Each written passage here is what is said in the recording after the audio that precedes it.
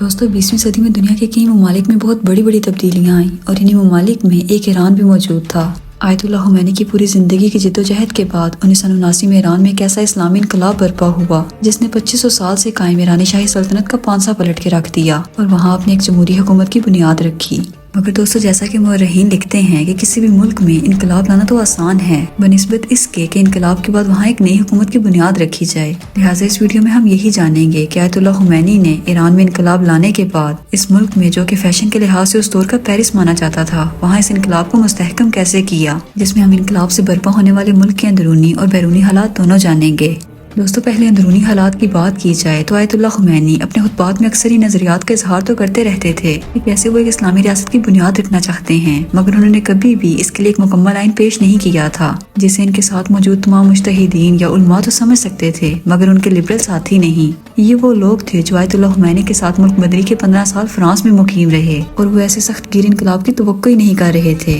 ان میں امام خمینی کے اپوائنٹ کیے ہوئے وزیر اعظم مہدی بزرگان بھی شامل تھے۔ جای شاه یک حکومت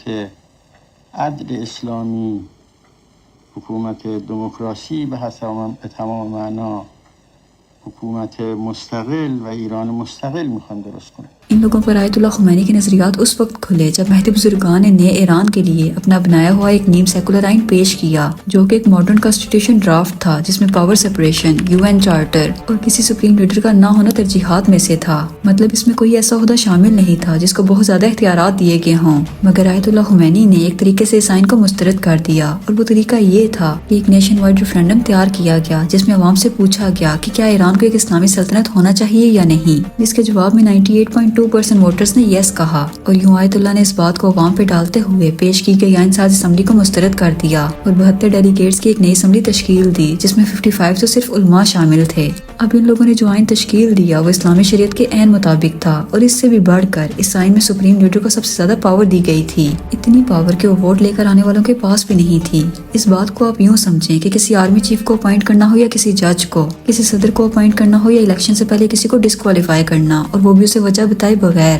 یہ سب کے سب اختیارات صرف ایک سپریم لیڈر کے پاس موجود تھے۔ مطلب دوسرے الفاظ میں آپ اسے ایک نئی تھیوکریٹک ڈکٹیٹرشپ بھی کہہ سکتے ہیں اور مہدی بزرگان اور ان کے ساتھ اس بات کے سخت خلاف ہو گئے، مگر اس بارے میں وہ کچھ نہیں کر سکتے تھے کیونکہ اب پانی سر سے اوپر جا چکا تھا، جس کا کھل کر نمونہ لوگوں نے اس وقت دیکھا جب 1980 میں ایران کے پہلے الیکشن ہوئے اور ان میں زیادہ ووٹس حاصل کر کے ابو الحسن بنی صدر ملک کے پریزیڈنٹ بنے، مگر ان کے جدید نظریات کی وجہ سے جلد ہی انہیں ملک بدر ہونا پڑا جس کی وجہ سے عوام میں کافی اختلاف برپا ہو گیا اور ملک میں موجود اسلامی نظریے کی مخالف پارٹیز جیسا کہ کمیونسٹ اور مارکسسٹ نے اگلے الیکٹ ہوئے صدر کو قتل کر دیا، جس کے بعد 1981 میں دوبارہ سے انتخابات کروائے گئے جن میں آج کے موجودہ سپریم لیڈر آیت اللہ خمینی ملک کے صدر بنے اور پھر 1989 تک وہی صدر رہے۔ دوستو اس کے علاوہ ملک کے اندر آئین کے مطابق جو تبدیلیاں کی گئیں ان میں تمام ملک کے انر اسٹرکچر کو ری شیپ یا ری ڈیفائن کیا گیا۔ اس میں سب سے پہلے عورتوں کے بے پردہ نکلنے پر مکمل پابندی لگا دی گئی، شروع کے 2 سال کے لیے تمام اسکول کالجز بند کر دیے گئے اور موجودہ ویسٹرن سٹائل سلیبس کو ختم کر کے نئے اسلامی سلیبس تیار کیے گئے۔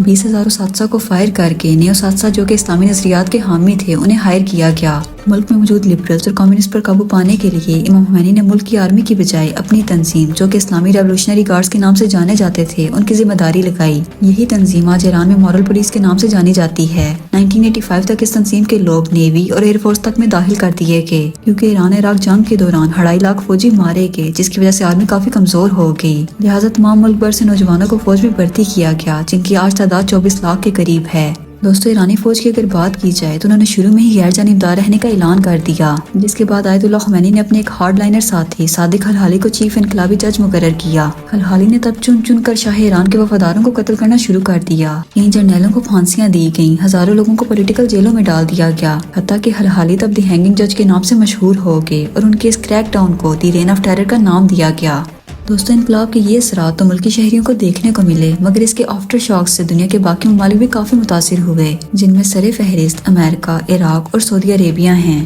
یہ وہ وقت تھا جب ایران کے امریکہ سے تعلقات بالکل ختم ہو گئے اور آج تک واپس بحال نہ ہو سکے اور اس کی وجہ بنا صرف ایک واقعہ हुआ कुछ यूं कि नवंबर 1979 में जब ईरानियों को इस बात की खबर हुई कि अमेरिका ने रजा शाह पहलवी को पनाह दे रखी है तो लोग आपस से बाहर हो गए, इस हद तक कि वो हंगामा करते हुए तेहरान में मौजूद अमेरिकी सफारत खाने के बाहर जमा हो गए और वहाँ मौजूद 52 अमेरिकी डिप्लोमेट्स को घेरे में ले लिया और इस बात की डिमांड करने लगे कि मफरूर ईरानी शाह को ईरान के हवाले किया जाए। मगर हम सब जानते हैं कि अमेरिका भी शैतानी करने से बाज नहीं आता। इसी वजह से इमाम खुमैनी पहले ही अपने खुतबात में अमेरिका को शैतान कबीर और बरतानिया को शैतान सगीर यानी बड़ा शैतान और छोटा शैतान के नाम से ही बुलाते थे। लिहाजा जब ये वाकया हुआ तो इमाम खुमैनी बजाय इस मुहासरे को खत्म करने के उन तुलबा की तारीफ और हौसला अफजाई करने लगे, जिसकी वजह से ये मामला तूल पकड़ गया। क्योंकि दोस्तों, सिफारत खानों को तहफ़्फ़ुज़ फराहम करना एक आलमी कानून है जो कि ईरान ने उस वक्त तोड़ा, क्योंकि दूसरी तरफ अमेरिका रजा पहलवी को ईरान के हवाले करने को तैयार नहीं था, जिसकी वजह से मामला थमने सर नहीं आ रहा था।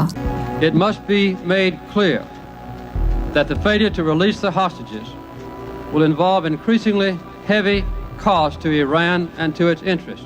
और इसी दौरान जुलाई 1980 में रजा पहलवी की भी मौत हो गई। लिहाजा ये मामला 2 साल के बाद अल्जीरिया की हुकूमत के ताउन से मुज़ाकरात के जरिए हल हुआ और जनवरी 1981 में इन 52 अमेरिकी डिप्लोमेट्स को अल्जीरिया के हवाले कर दिया गया और तब से लेकर आज तक अमेरिका और ईरान के ताल्लुकात तकरीबन बिल्कुल खत्म हैं। इस सानिया पर साल 2012 में एक हिस्टोरिक मूवी आर्गो के नाम से भी बनाई गई। अगर आपको शौक हो तो वो जरूर देखें।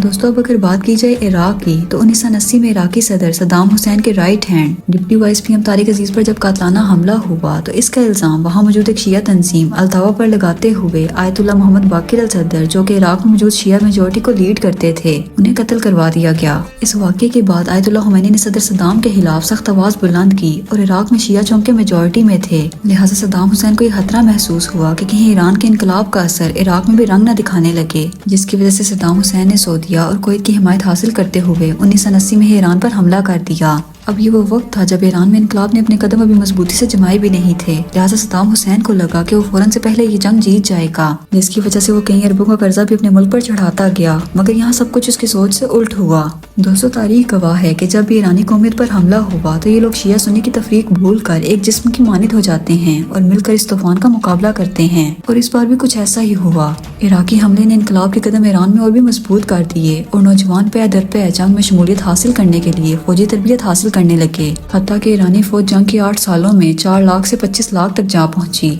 इस जंग के दौरान इराक ने ईरान पर कई केमिकल हमले भी किए, मगर इमाम खुमैनी सिर्फ इस शर्त पर जंग बंदी के लिए तैयार थे कि अगर सद्दाम हुसैन अपनी कुर्सी से इस्तीफा दे। मगर सद्दाम हुसैन ये शर्त किसी भी सूरत न माना और जंग तूल पकड़ते पकड़ते 8वें साल तक जा पहुंची। और फिर बिल आखिर थक हार कर दोनों ममालिक ने 1988 में सिक्योरिटी काउंसिल की जंग बंदी के लिए पेश करदा रेजोल्यूशन 598 पर दस्तखत कर दिए। इस जंग से दोनों ममालिक को नुकसान ज्यादा हुआ और फायदा कम, क्योंकि दोनों ममालिक के ही हाथ किसी भी चीज से खाली रहे।